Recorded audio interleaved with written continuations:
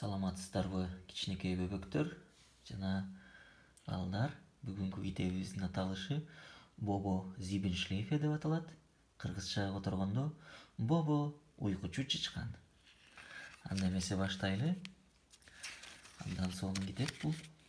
Немис тилинде жазылган. Анда баштайлы. Бул үйдө уйкучу чычкандардын үй бүлөсү жашайт дейт. Кана Бобону тапкылачы, кайсыл жерде турат ал? Бактын аркасында турабы, же үйдүн үстүндө турабы, же эшикте ойноп жүрөбү? Тигине, салам айтып аткандырбайбы? Кандай деп айтып аткандырбайбы? Бул болсо Бобонун бөлмөсү. Карагылачы кандай сонун бөлмөсү бар экен. Атын көрдүңөрбү, атын? Тобун көрдүңөрбү? Аюусун көрдүңөрбү? Учагы да жүрөт экен ал жерде. Бул бөлмөгө апасы кирип келди. Колуна сүт көтөрүп алган экен. Кутман таң менен, Бобо, жакшы уктадыңбы? Деп апасы сурады. Аңгыча болбой атасы да кирип келди. Кел эми балам, сүтүңөн иче кой деп экөө кучактап баласын өп кийинтишти.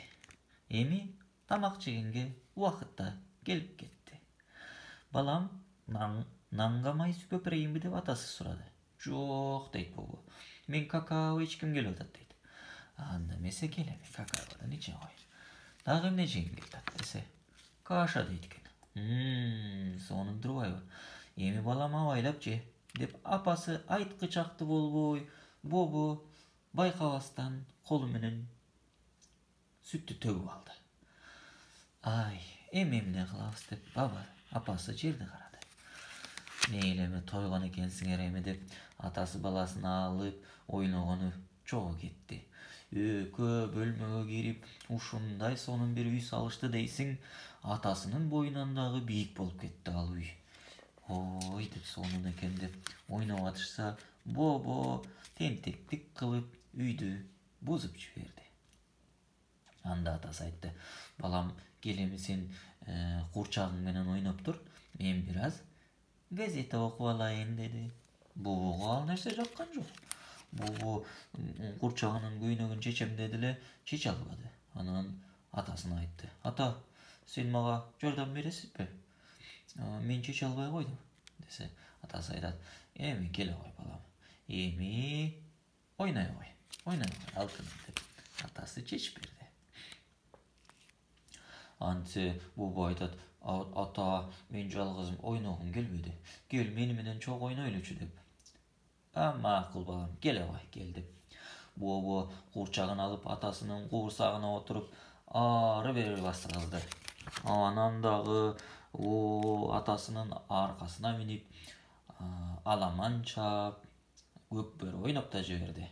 Дагы деп кыйкырып атты. Акыры атасы чарчап курсагынан жерге жатты эле. Анда ата азыр самолет кылып, учак кылып учайын сен деп учак кылып да учту.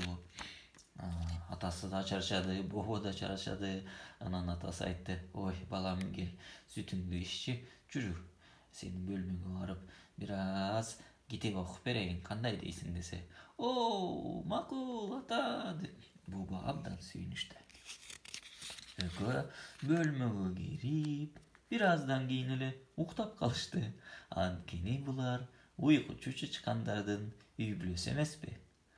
Эшикти ачкан апасы атасы менен баласын карап күлүп жиберди. Мына балдар, ушундай сонун китеп бүгүнкү китебибиз. Мындай китептер дагы көп болот.